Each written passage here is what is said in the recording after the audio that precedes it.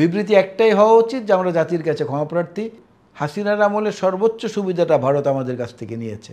এগুলো সব হচ্ছে নিছক গুজব। নিছক দেশের মধ্যে যদি স্থিতিশীলতা না থাকতো এবং এই সরকারের উপরে যদি একটা প্রচণ্ড রকমের আস্থা না থাকতো, তাহলে কিন্তু সেনাপ্রধান এই 12 দিনের জন্য বিদেশ সফরে যেতেন না এই পরিস্থিতিতে। এটাই সবচেয়ে বড় উদাহরণ। তো এত লম্বা সময়ের জন্য এর আগে এই ধরনের ক্রাইসিসে কোনো সেনাপ্রধান দেশের বাইরে যাননি। উনি গিয়েছেন, এইটাই প্রমাণ যে এই সরকারের উপরে ওনার আস্থা আছে এবং বর্তমান যে পরিবেশ, এই পরিবেশের ব্যাপারে উনি কোনো দুশ্চিন্তায় নাই। তারা বোঝাতে চায় এটাই যে এই যে অবস্থা এখন পর্যন্ত আছে এটাতে তারা সন্তুষ্ট না। তারা আর একটা ঝামেলা হোক দেশে, সেটা চায়। আর একটা ঝামেলা হলে কিছু স্বার্থান্বেষী মহলের উপকার হয়। যেমন আমরা ছোটোবেলায় গল্প শুনেছি যে বাড়িতে আগুন লেগেছে, পানি নিয়ে অনেক লোক এসেছে, তার মধ্যে কি এক লোক আবার ব্যাগ ভর্তি আলুও নিয়ে এসেছে যে বিনা পয়সায় আলুগুলো এখানে পুড়িয়ে সিদ্ধ করে নিয়ে যাই। সেরকম লোক আছেন না সমাজে, তারা তো এই অপেক্ষায় থাকে। আচ্ছা, আগামী নির্বাচন যদি অনুষ্ঠান সম্পন্ন হয় সুষ্ঠু ভোটের মাধ্যমে, বিএনপি কি জিতবে আর প্রধানমন্ত্রী কি তারেক রহমান হবে? না, এই প্রশ্নের উত্তর তো বিএনপি জিতবে ইনশাল্লাহ, নিঃসন্দেহে আমরা আশাবাদী আল্লাহর রহমতে। কিন্তু প্রধানমন্ত্রী কে হবেন বা কী হবেন এটা তো এখনই বলা সম্ভব না, কারণ আমরা তো দ্বিকক্ষ বিশিষ্ট পার্লামেন্টের কথা বলেছি। আমরা রাষ্ট্রপতি এবং প্রধানমন্ত্রীর মধ্যে ক্ষমতার ভারসাম্যের কথা বলেছি।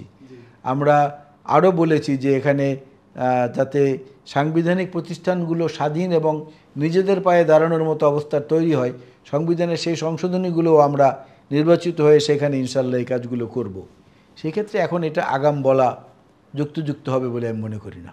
তো অনেকে ভাবছে যে খালেদা জিয়া ম্যাডাম তিনি যদি সুস্থ থাকেন তাকে রাষ্ট্রপতি এবং তারেক রহমানকে প্রধানমন্ত্রী করা হবে।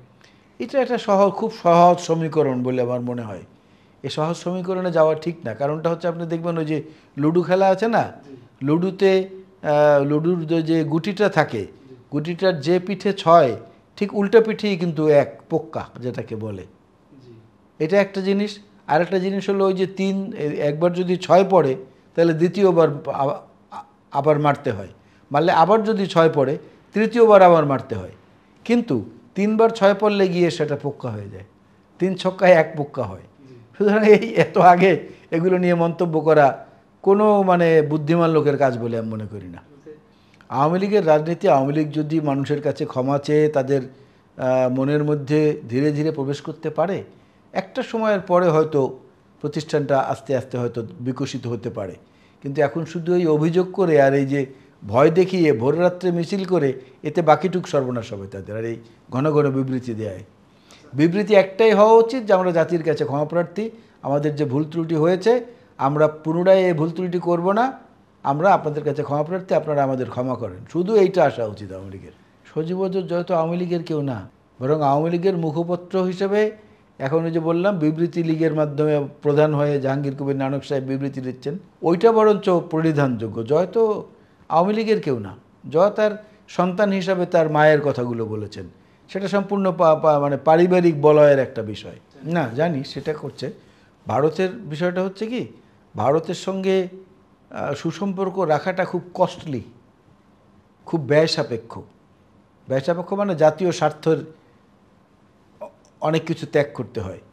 সেগুলো কিন্তু হাসিনার আমলে সর্বোচ্চ সুবিধাটা ভারত আমাদের কাছ থেকে নিয়েছে ঠিক আছে, কিন্তু আমাদের যে সুবিধাগুলো সেই সুবিধাগুলো পাল্টা দেওয়ার সময় কিন্তু তারা আবার খুব কৃপণ। এই জায়গাটাই হচ্ছে আমাদের সঙ্গে তাদের সমস্যা। এই জায়গাটায় আমরা কিন্তু ভারত বিরোধী না, আমরা বাংলাদেশের দালাল। বাংলাদেশের স্বার্থের পক্ষে যে থাকবে না তার সঙ্গে আমাদের বন্ধুত্ব হবে না।